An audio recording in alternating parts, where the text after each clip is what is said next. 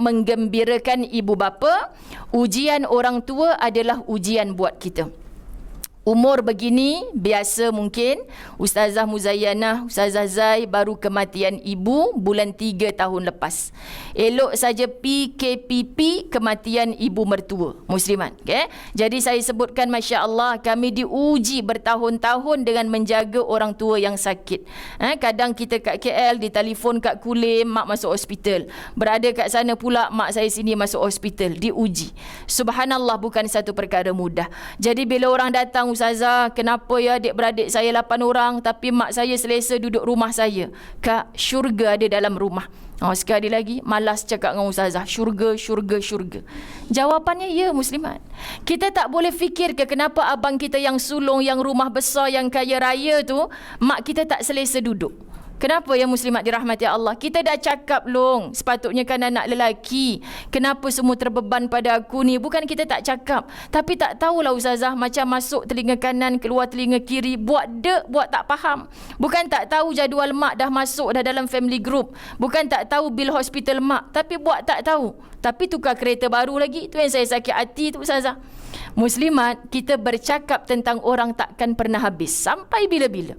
Walaupun orang itu adalah suami kita, orang itu adalah adik-beradik kita, orang itu adalah BFF kita, insya-Allah akan ada noktah penemu jawapan kepada bila bercakap tentang diri kita.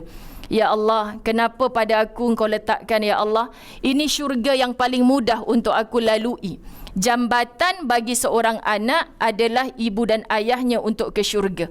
Tapi anak perempuan muslimat dirahmati Allah, kalau terhalang oleh suami, abang awak kan ada, kenapa duduk rumah kita?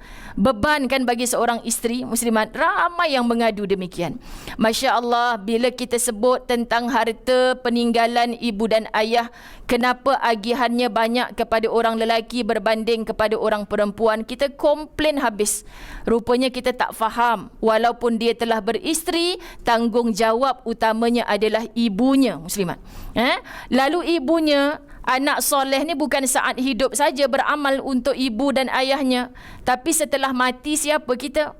Sebab itu ibu-ibu yang pernah ditumpangi rahimnya oleh zuriat, tak kira anak lelaki, anak perempuan, tolong tunggu satu saat anda digembirakan oleh Allah. Saat bila muslimat? Saat kadang-kadang kita terlupa nak puji-puji anak kita yang tak banyak jasa pada kita. Biasa atas dunia ni kita puji mana muslimat? Yang paling banyak jasa. Ambil report card kat sekolah. Tahniah puan, anak puan ni memang bagus kat sekolah. Yelah cikgu, kat rumah pun memang tak menyusahkan langsung. Tak sama macam yang bongsu tu. Yang bongsu tu sakit hati lah kita ni muslimat. Jadi kat sekolah dia tak dipuji, dekat rumah pun dia dikeji. Akhirnya muslimat kita bertanya, kenapa susah sangat engkau ni belajar tak pandai? Dekat rumah pemalas. Siapa yang bercakap demikian? Ibu? Ibu yang dikatakan Allah Subhanahu Wa Taala mustajab doanya. Dan siapa yang memuji-muji anak sulung tadi muslimat? Cikgu kat sekolah kata bagus. Abang, tadi cikgu puji kembang hidung ai dekat sekolah kan. Anak kita memang bagus, dah lah ketua pelajar, pelajaran hebat. Kita sebut hari-hari ibu itu adalah doa. Menjadi ibu tak perlu dalam telekung, atas sejadah, berwuduk, angkat tangan, itu dinamakan doa. Tak.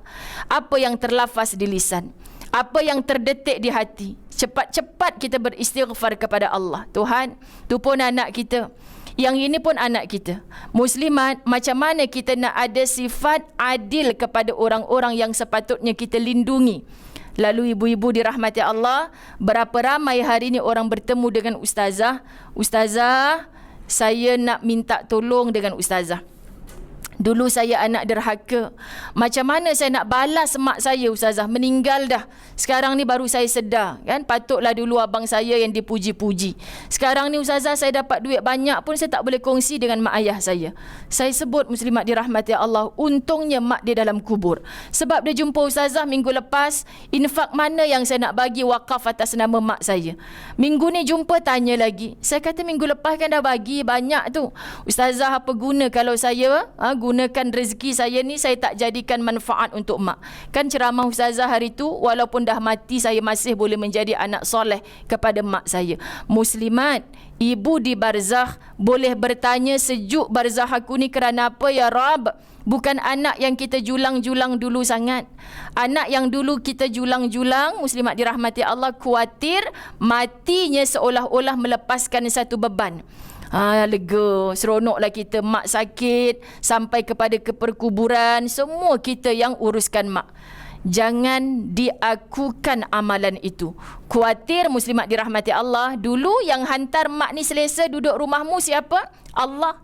Sebab tu muslimat, 50 tahun kita hidup, boleh jadi anak yang soleh-solehah. Tapi 5 bulan belum mak ayah sakit, belum tentu kita kekal soleh dan solehah. Perangai ibu dan ayah yang kembali kepada anak-anak. Ustazah, saya dah hilang sabar dah. Kenapa mak ayah saya macam ni? Dia tak tahu ke kat mana tandas? Akal ada. Orang datang ziarah bagi duit, dia cari duit dia kat mana Ustazah? Tu. Tapi bila nak pergi kencing tu, kita pimpinlah pergi tandas. Tak jadilah, dah tak rasa dah. Elok kita usung pergi dekat katil, kat katil itulah dia melepas Ustazah. Sakit hati saya. Mengadu muslimat, saya dah rasa dah. Muslimat dirahmati Allah. Sekarang bapak saya 84 tahun. Yang dekat Kulim pak mentua saya 70 tahun lebih. Jadi kita nak sebutkan muslimat dirahmati Allah lagi. Berdepan dengan suasana macam ni, pastikan kenapa Allah hantarkan orang tua yang asbab dialah kita berada di atas muka bumi. Tanya pada diri, kenapa ya Allah? Sebab apa Allah bagi muslimat? Sebab Allah nak bagi syurga dengan mudah kepada kita. Raikan. Jadi wahai para isteri, kalau melihat suami kita lebih kepada ibunya, tolong jangan cemburui dulu. Sebab suami nak mudah ke syurga dengan jambatannya adalah ibunya. Muslimat dirahmati Allah. Bahkan kalau suami kita mula terlupa kepada ibunya, apa peranan kita wanita berilmu? Bang, kenapa asyik balik kampung saya je? Kampung mak abang? Tak apalah, mak abang tu duduk pencen, duduk dengan adik bongsu. Tak payah ziarah sangat, kita balik kampung awak lah. Muslimat, kita perbetulkan. Sebab kita takut, kita nak jumpa balik suami kita dalam syurga. Nak jumpa balik anak-anak kita dalam syurga. Nak jumpa semua kesayangan kita dalam syurga. Jangan kita mudah-mudah. Syoklah aku, suami sporting sweet sungguh. Kat mana sporting sweetnya? Tak balik dah rumah mak dia. Padan muka mak mentua aku tu. Kita padankan orang, rupanya malaikat sedang mencatat siapa yang padan muka sebenarnya.